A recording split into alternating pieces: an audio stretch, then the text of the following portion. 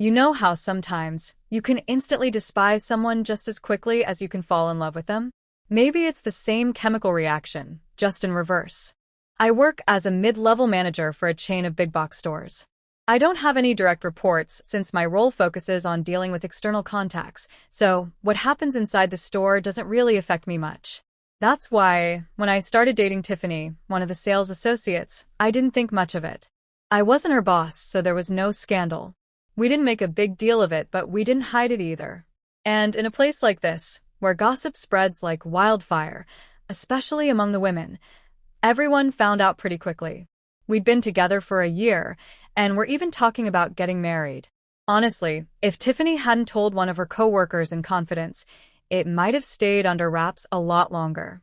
But you know how it goes.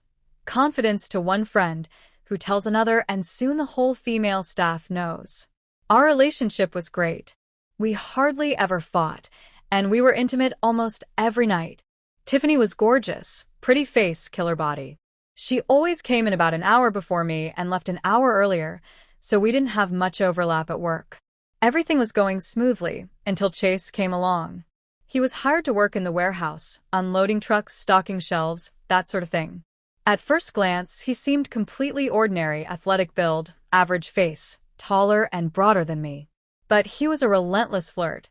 Word got around that he tried his charm on every woman in the store. He'd pick one, flirt for a while, leave with her after work, and then it would all crash and burn. He'd get cut off, and then move on to the next. This didn't bother me at first, but then I noticed something. Chase took an immediate dislike to me. He'd throw snide little digs at me when he could, often for no reason at all. It wasn't anything that would make me want to punch him, just biting little comments that left me feeling like an idiot who couldn't think of a good response. You know how it is. You replay the conversation later and think I should have said this. But it's always too late. He'd comment on my shoes, saying something like, "Guess the only workout Logan can handle is bending over to buff those loafers." Or, if I was fidgeting, he'd say, "Dude, if you're that scared about making it to the bathroom, we've got adult diapers in aisle 6. People would laugh, even Tiffany sometimes. I'd freeze up because if I argued back, it would just make me look ridiculous. So I started avoiding him. If I spotted him, I'd go another way, but he always seemed to pop up, cornering me, mocking me in front of others. Then I found out he knew about Tiffany and me. I'd catch them talking when no one was around, flirting with her, and she'd be giggling and twisting a strand of hair, something she used to do with me. That night, I had to talk to her. I laid it all out. How his comments were basically bullying me, how he had a reputation as a player, and I was pretty sure he was now eyeing her. I asked her to cut him off, no more chatting, no more hanging out. "I love you," she said softly. "I'm not letting him get anywhere with me. Don't worry." I wanted to feel reassured, but something inside me wished she would have promised to avoid him completely and shut him down.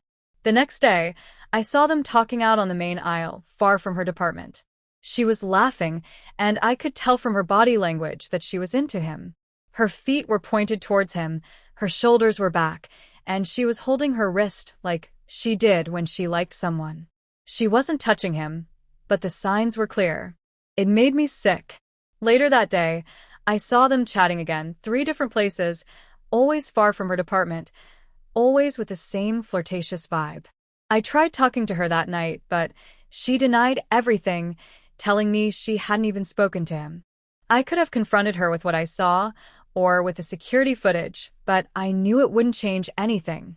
They hadn't crossed the line yet, so what would it accomplish? I kept hoping she'd snap out of it, but instead, I started snooping. Sometimes I'd arrive early at the store, sneak into the security room, and watch the monitors.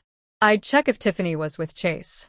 Meanwhile, I tried to shower her with affection, make future plans, hoping it might remind her of what we had. Then Saturday came, and she didn't come home. I showed up an hour after her shift ended, and she wasn't there. I got a text saying she was hanging out with her girlfriends and would be home late. I knew exactly where she was, even without proof. But then the proof came. Chase sent me a link to a video stored on his cloud. I watched it in disbelief. Tiffany was completely engrossed in giving him a kiss, and then Chase turned the camera on himself, smirking and flipping me off. He was making it clear that the video was meant for me. The camera panned back to Tiffany, and I saw him flick her nose gently, grabbing her attention. She looked up, feigning annoyance, but only in the playful way girls do when they secretly enjoy the teasing. "Hey," he said, "we'll watch this later and remember the good times. Come on, blow a kiss." Tiffany smiled, raised 2 fingers in a peace sign, and puckered her lips, sending a kiss in the air. It felt like she was putting on a show for me. Right then, I knew everything between her and me was over. And as for them, that was just the beginning. They just kept going, and as humiliating as it is to admit, I couldn't pull my eyes away. I ended up watching the entire thing unfold. "How was that?" he panted. "Am I better than Logan?" "Better," she laughed. "I'm going to see you at work tomorrow before he even shows up." "That's a bit risky," she half protested. He tapped her cheek lightly. "I'll decide when and where. You're mine now." I felt like I'd been punched in the stomach. But strangely, a sense of relief washed over me. There was no doubt left. I immediately started packing her things into boxes. About an hour later, I drove to her parents' house, dropped off 3 boxes and a duffel bag of her belongings, rang the doorbell, and took off before they could see me. Her dad opened the door, stared at the pile of things, and I bolted back to my car. Back at home, I grabbed a bottle of gin, one Tiffany had given me some time ago, and was about to open it when an idea hit me. Tomorrow at work, Chase would probably be waiting to rub it in my face, maybe with an audience of warehouse workers. He'd likely expect me to be too humiliated to fight back, to admit that I'd been cheated on. Maybe he'd even show the video around, making me the miserable guy everyone whispered about. I might even quit out of shame.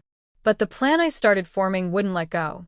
I switched off my phone, disconnected the doorbell, locked up, and shoved my ears with makeshift earplugs. I didn't hear a thing. Apparently, Tiffany had been banging and screaming outside for an hour, but I slept like a rock. My neighbors later told me she had a total meltdown. I couldn't have cared less where she spent the night.